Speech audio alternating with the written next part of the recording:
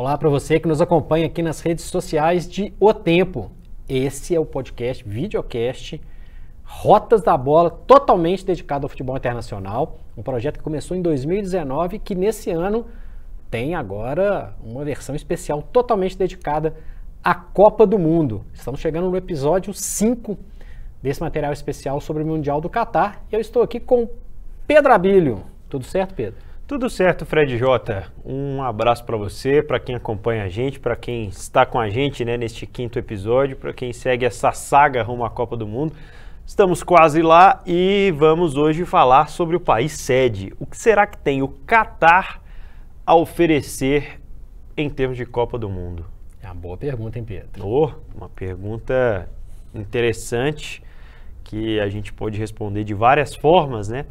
Porque são vários... Acho que a gente vai falar hoje de vários Catares, né? De várias situações que nos levam, a entender um pouco mais o contexto do país sede da Copa do Mundo. Todo mundo está feliz com a Copa no Catar? Eu acho que quase ninguém está feliz com a Copa no Catar. A ponto de, nesse mês de novembro, Joseph Blatter, uma pessoa que a gente sabe, ex-presidente da FIFA, investigado por escândalos, enfim, relacionados inclusive a períodos de Copa do Mundo enquanto esteve na FIFA, mas ele disse que foi um erro a Copa no Catar.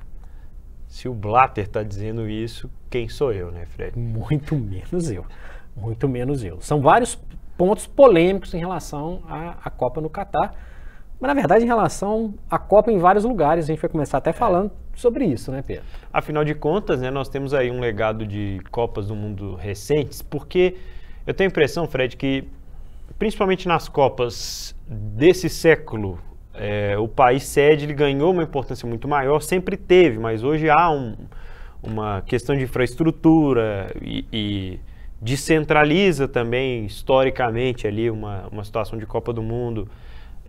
Acho que principalmente a quebra que aconteceu com a Copa do Mundo de 2010 na África do Sul, mas os países recentes pelos quais passaram a Copa do Mundo, eles, à exceção, claro, da Copa de 2006, que a gente pegar de 2010 para cá as 3 últimas, nós temos algum histórico de estádios que não são usados, em se tratando de África do Sul e Brasil principalmente, No Brasil, a gente vê o quão pouco é utilizado. A gente tem, por exemplo, a Arena Pantanal usada na Série A do Campeonato Brasileiro, que já não acontecia há algum tempo, Isso acontece de pouco tempo para cá e acontece também em relação a outras arenas construídas, algumas até que ficaram pelo caminho. A própria Arena Pantanal, que eu tive lá esse ano, a infraestrutura prometida não é aquela que está lá entregue, o entorno do estádio. O que acontece no estádio Mané Garrincha, por exemplo? Que foi o mais caro de todos, né? Foi o mais caro de todos. Me corrija, mas ultrapassou 2 bilhões. Eu acho que sim. 2 bilhões. E a ideia era o entorno. Eu estive em Brasília este ano.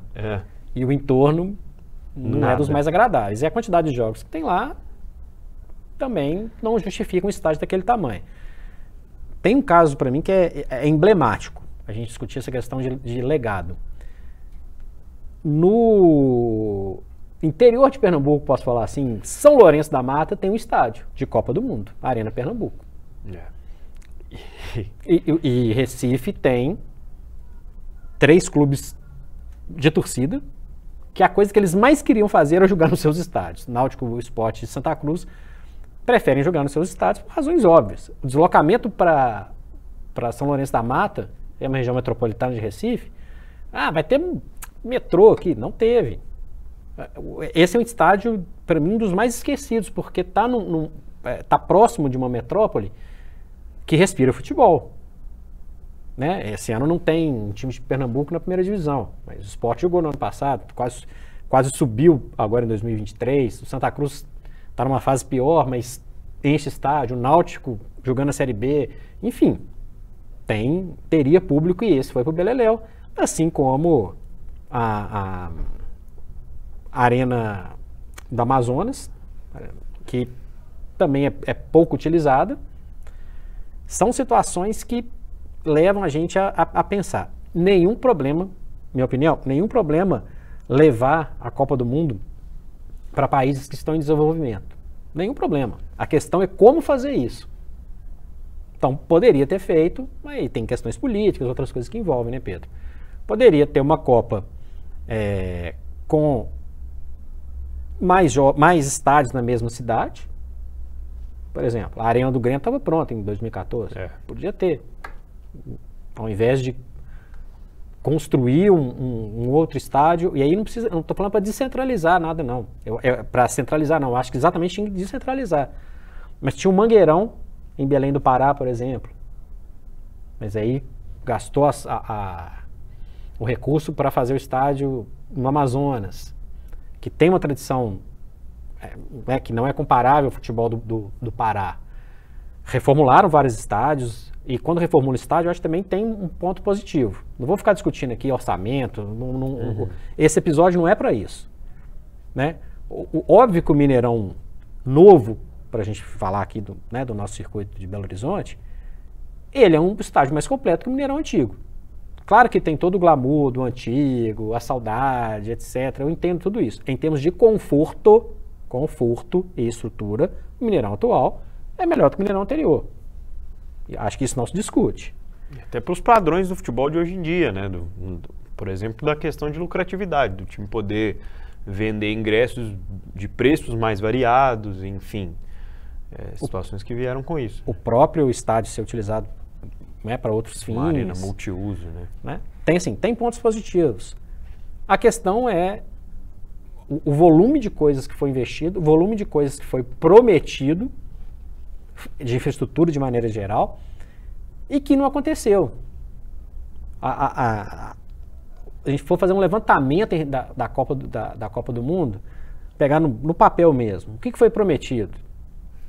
Teve isso, teve aquilo, você pegar aqui, você vai juntar, cara, vai ter muito pouca coisa. A gente for pegar um papel assim. Lembrando que no caso do Rio, por exemplo, teve o Pan-Americano. Eu trabalhei no Pan-Americano do Rio em 2007.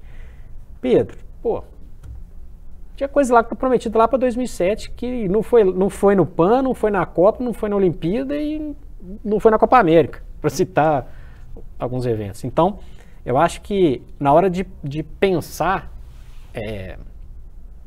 em onde fazer a Copa, maravilha descentralizar, acho importante. É importante ter Copa na África, é importante ter Copa na América do Sul, vai ter uma agora na América do Norte, centros mais desenvolvidos nos Estados Unidos, no Canadá especialmente, mas descentraliza também um pouquinho o futebol. Acho legal, mas dentro de uma realidade.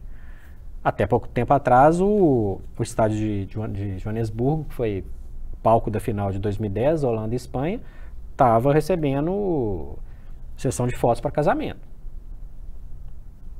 E aí fica a pergunta, o que vai ser do Catar? A gente nem falou da Rússia. Sim. A Rússia, nesse momento, é tudo um elefante branco, porque não está tendo futebol lá. Por causa da guerra. Mas será que na Rússia também, até pela dimensão do país, tudo é utilizado até hoje? Tudo é redondinho? Difícil de crer. Aí eu te faço uma outra pergunta antes da gente entrar no que pode ser do Catar. Entre outros candidatos que tiveram para sediar a Copa, Portugal e Espanha, por exemplo, ou as Copas, né, nesse período, a Inglaterra. Em tese, não é muito mais fácil a gente imaginar. Vamos citar no caso da Inglaterra. Cara, tá pronto. Tem aeroporto, o metrô liga do aeroporto lá dentro do estádio, os estádios são de fácil acesso, são estádios que recebem jogos de ponta. Isso vale para Portugal e Espanha, que tentaram também uma candidatura conjunta. Tá, não vai descentralizar, mas em termos de economia de custos e da cultura já enraizada ali do futebol nesses lugares, da cultura estrutural para o futebol, não seria uma escolha até óbvia?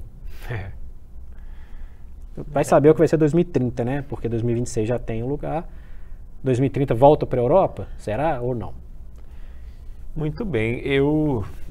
É difícil, né? É difícil a gente entender porque há um poder hoje ligado às federações internacionais que tem muita influência ainda da vontade da FIFA, né? Que ainda A história política ainda fala muito sobre onde vai ser a Copa do Mundo. E dessa vez... Desculpe te interromper, mas acho que vale também. O Mundial de Clubes é um exemplo disso, né? Que normalmente é disputado... assim, é um momento válido na questão da promoção do esporte, na questão da divulgação, né, da marca dos clubes, dos atletas, descentralização nesse caso, mas o legado é muito pobre, né, Fred? O que deixa esses grandes eventos nos países, principalmente os em desenvolvimento ainda, é muito a desejar, né? Esse é o maior problema.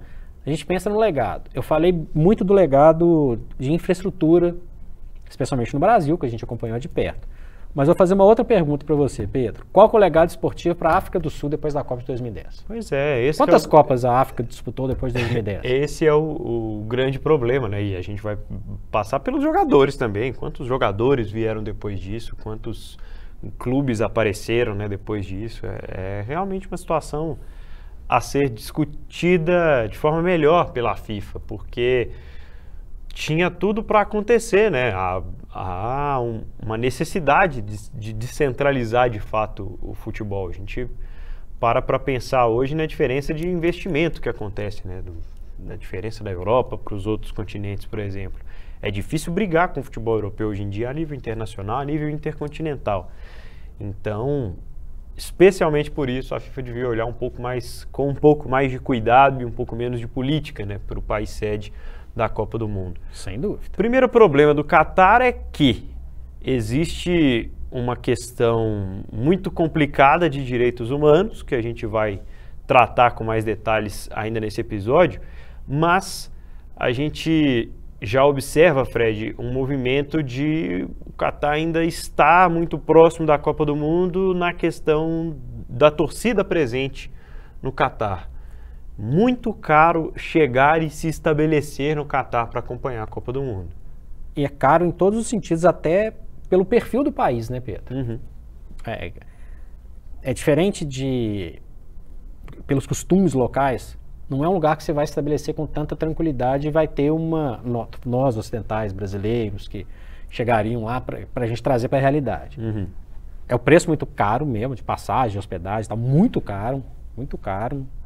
Já era muito caro há algum tempo, perto da Copa então, mais caro ainda. A Copa do Mundo, em qualquer lugar do planeta, é um evento muito caro.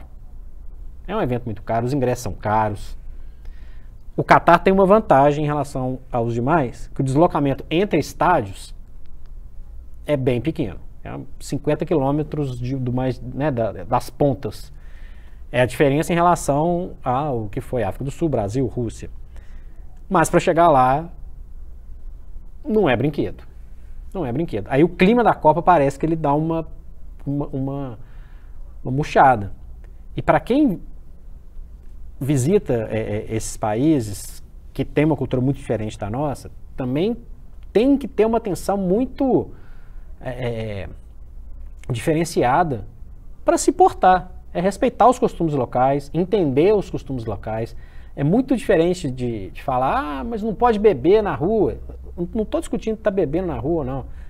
Quem vai, assim como a turma do Catar, quando vier no Brasil, o Catar jogou a Copa América, né? É verdade. Só que foi no meio, né, de um período ainda distante da Copa do Mundo para entender um pouco melhor isso. Mas eles precisam de entender quando vão em outros lugares.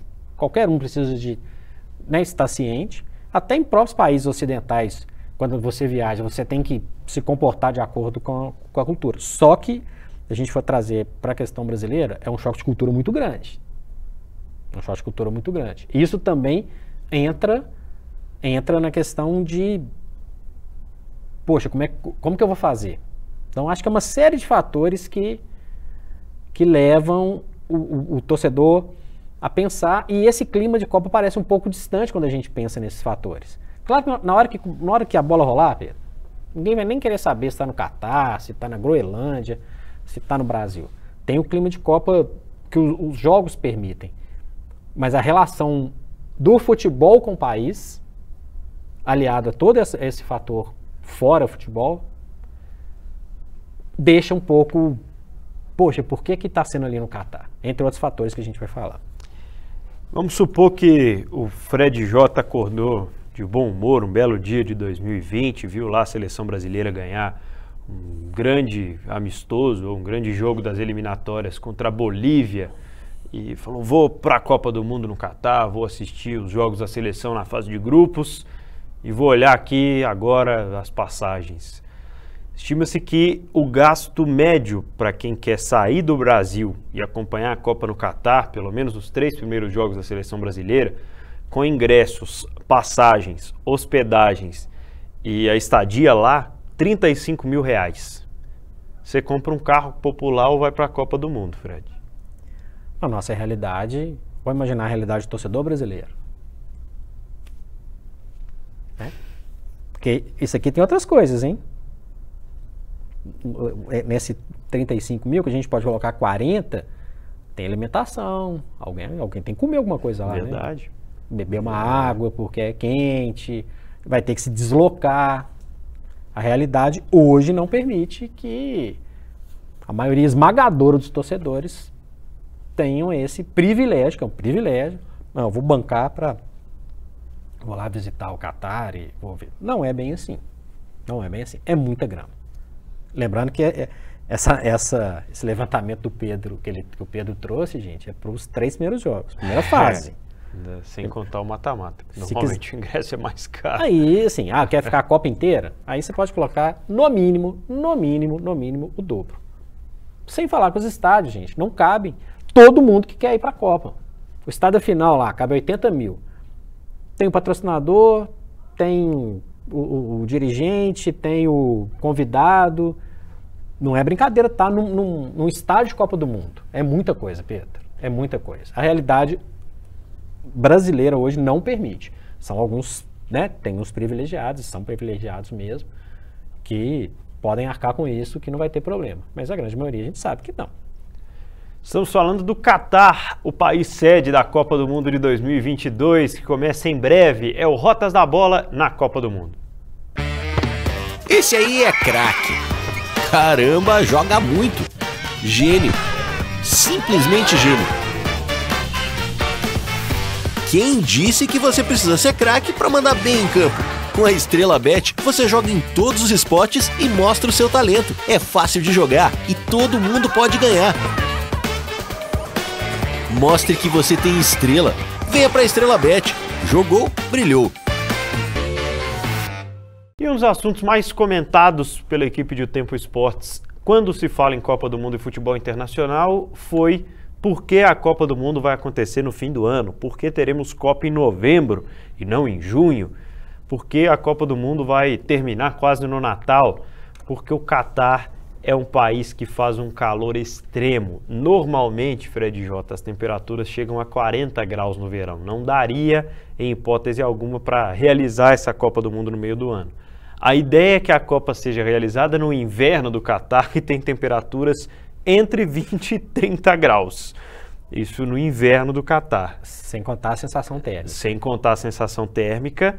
E por isso o Catar investiu muito em tecnologia. Além dessa situação de mudança na época do ano, nós vamos ter uma influência também no horário das partidas, né? Eu até anotei aqui os horários dos jogos para a gente falar, Fred. 7 da manhã, 10 da manhã, 1 da tarde e 4 da tarde. Na fase final... Horário de Brasília, né? Horário de Brasília, claro, né? E a final, né, ao meio-dia, e alguns jogos no mata-mata também vão acontecer ao meio-dia. 6 horas em relação ao nosso fuso horário, né? 6 horas à frente da hora de Brasília. E investimento altíssimo, muito pesado nos estádios para a questão da climatização deles, Fred. É como se tivesse um ar-condicionado ligado o tempo inteiro, de maneira, a grosso modo é isso. Os estádios climatizados para amenizar esse peso de um calor extremo. Porque está sujeito a ter esse calor, 16 horas no Brasil, são 22 horas lá. A estreia do Brasil, por exemplo, é às 10 horas da noite, horário do Catar. Imagina jogar com 40 graus. Se o Catar programou um estádio para ter para ser um grande ar-condicionado, imagina o calor que vai fazer. Então o jogo que é mais cedo que esse jogo de 7 horas, da manhã, a Argentina, por exemplo, estreia às 7 horas da manhã. Às 13 horas de lá. Pois é. Beleza, alguns jogos pensaram, mas esse vai ter só na primeira fase, 7 horas da manhã, mas enfim, é uma coisa meio maluca. A gente já viu Copa do Mundo com muitas reclamações corretíssimas de jogadores e comissão técnica. México, 86, Estados Unidos, 94, todos num calor extremo. Ainda bem que não aconteceu nada mais grave, mas é um risco. E aí você voltou a falar numa coisa, né, Pedro? Investimento altíssimo em estádio. Beleza. E o legado? O que é que vai acontecer lá depois? A conversa é a mesma. Tem um estádio lá que chama 974. É feito por 974 containers.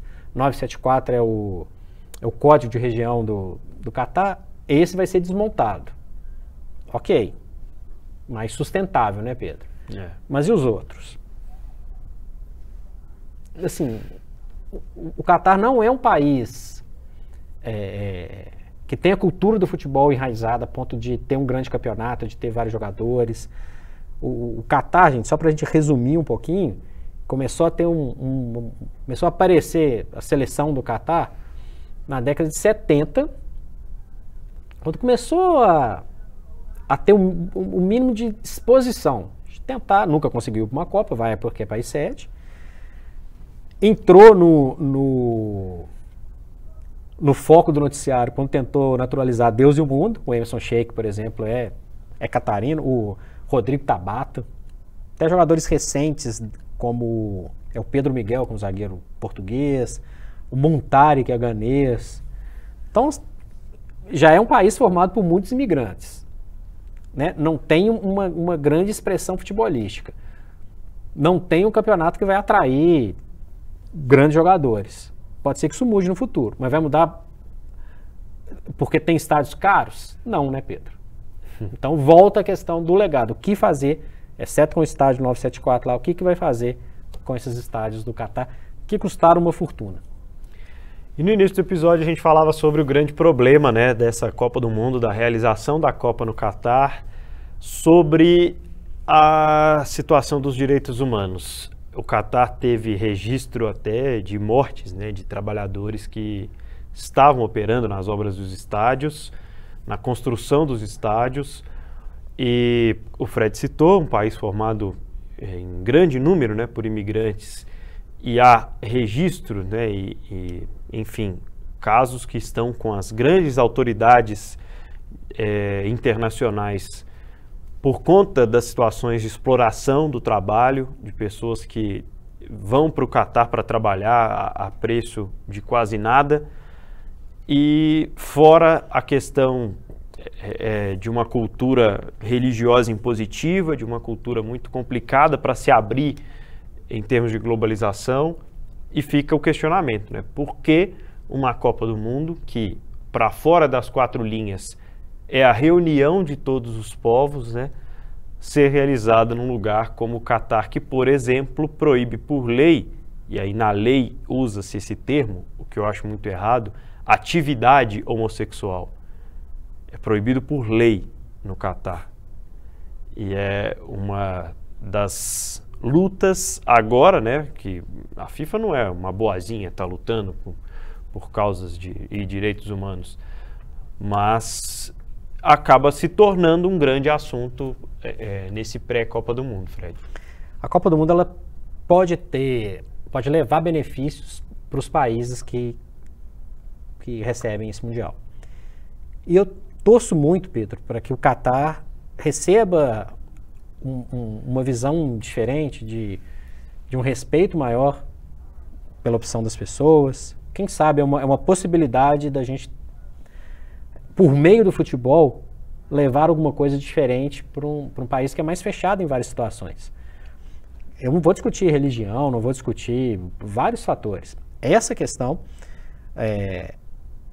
a questão das manifestações homossexuais, que já tem um tempo que foi proibido, e teve recentemente, né, o Khalid Salman, que é um ex-jogador de futebol, inclusive, que falou que homossexualidade é um dano mental. Isso às vésperas da Copa do Mundo. Eu torço mesmo, do fundo do coração, para que essa união dos povos, quem conseguir ir para o Catar, quem vai estar no Catar, consiga mostrar uma visão menos fechada, mais aberta, mais inclusiva. Eu acho que o futebol tem esse dom. O futebol é um esporte popular. Não vai ser popular para quem vai comprar ingresso lá para... Né? Ele deixa de ser popular nos estádios muito caros, na possibilidade de quem vai viajar, que é um grupo muito restrito, mas mesmo esse grupo restrito que vai conseguir viajar para ir para ver uma Copa do Mundo, que consiga levar alguma coisa, sabe? Até o momento, quem for capitão da França, da Inglaterra e da Alemanha vai usar aquela famosa braçadeira que tem cada vez mais aparecido no futebol, com o escrito One Love. É um símbolo, é um simbolismo que, quem sabe, pode ajudar o pessoal a pensar. A partir do momento que, ao que tudo indica, essas faixas vão ser com as cores do arco-íris, que representam o movimento LGBTQIA+. Torcedores já pediram boicote. Teve torcedores na Alemanha, por exemplo, que pediram boicote, não vá para a Copa, etc. E a gente sabe que em vários momentos isso chega a ser ignorado, né? Esse pedido, esse clamor popular. Tanto que já rolaram mundiais em países sob severa ditadura, com tortura e tudo mais. Argentina 78, por exemplo, entre outros casos históricos. O que eu torço muito é que essas pequenas ações, a faixa de capitão, de repente, a palavra de quem estiver lá, possa amenizar a situação para quem tem sua opção e pretende, independentemente da opção que for, A, B, C, D, possa ir tranquilo. Porque eu acho que o direito de ir e vir da pessoa e das pessoas, as pessoas se sentirem bem de acordo com o que ela é, o que ela vive, a opção de vida da pessoa é aquela, ela tem que ser respeitada, seja no Catar, no Brasil, em qualquer lugar. Então eu torço para que o futebol consiga amenizar isso nesse período no Catar. Quem sabe seja um ponto de inflexão interessante. Já que os estádios estão lá, vão ser caros, o legado a gente já sabe que é complicado, o calor não tem como mudar, os ingressos são caríssimos. Quem sabe essa mensagem, né, Pedro? Ou que seja, pelo menos, de alguma forma inclusiva, a fazer as pessoas se sentirem representadas, né? Porque eu acho que é o grande problema da Copa do Mundo no Catar, um país que, por exemplo, cerceia, né, os direitos livres da mulher. A FIFA trabalha há algum tempo, né, para promover cada vez mais o futebol feminino e tenta ampliar o seu quadro da Copa do Mundo de futebol feminino, tenta fazer com que a Copa do Mundo de futebol feminino tenha maior audiência, tenha mais patrocinadores, e tem conseguido, por exemplo, aqui no Brasil a gente assiste a Copa do Mundo de futebol feminino agora em TV aberta já há algum tempo, mas ainda assim o recado é esse, né, de que a FIFA, de certo modo, ela vai ao país para suas questões políticas, para a sua Copa do Mundo fechada no seu universo, e não muito para qualquer tipo de revolução, ou para levar, né, o lado do futebol que a gente gosta também, que é esse de inclusão, um lado do futebol que mostra a pluralidade e que não é o caso, né, na maioria das vezes, nas decisões da entidade máxima que rege o nosso futebol. Infelizmente, Fred, mas torço para que isso aconteça, né, de forma um pouco mais amena na Copa do Mundo do Catar que se aproxima. Lembrando que quando eu falei do futebol levar, em nenhum momento eu citei a FIFA levar. Uma possibilidade de maior inclusão e tudo isso que a gente está falando. Em nenhum momento eu citei o nome ou as 4 letrinhas FIFA. É o futebol mesmo conseguir fazer esse papel. Tomara. Eu torço muito mesmo. Torço muito mesmo que, quem sabe, até aqui nos próximos episódios do Rotas da Bola, com a bola já rolando, a gente não tem algum exemplo, alguma possibilidade de mudança, né, Pedro? Certamente. Infelizmente os jogadores de futebol também hoje em dia são muito orientados a não dar declarações demais, a não se exporem dessa forma. São poucos os que dão a cara para bater, que têm uma opinião diferente, que mostram de fato que o futebol pode levar, né, uma palavra de inclusão, uma coisa nesse sentido, mas ainda há esperança à medida que a gente vai evoluindo. Mais um Rotas da Bola, o Catar, que vai receber a Copa do Mundo. Tomara que todo mundo deixe ser quem todo mundo é, né? É isso aí. Terminamos esse episódio bem movimentado, falando sobre o Catar. Episódio 5 do Rotas da Bola especial da Copa do Mundo, muita coisa pela frente, e o Pedro vai falar pra gente. Quer ouvir? Quer ver o podcast? Avisa pra turma aí aonde, Pedro. Nós estamos em otempo.com.br, no portal, né, de O Tempo Esportes. A gente está também no youtube.com/otempo em imagens e no seu agregador de podcasts preferido. Leve o Rotas da Bola com você. Já faça a sua inscrição aí também no canal de O Tempo no YouTube para acompanhar o Rotas em vídeo. Até o episódio 6, Fred. Até o episódio Hexa. Olha, será? Cobertura da Copa O Tempo Esportes. Oferecimento estrelabet.com. Apostou, ganhou. Apoio Iveco Deva e Atacadão das Tintas. É tinta, o Atacadão resolve.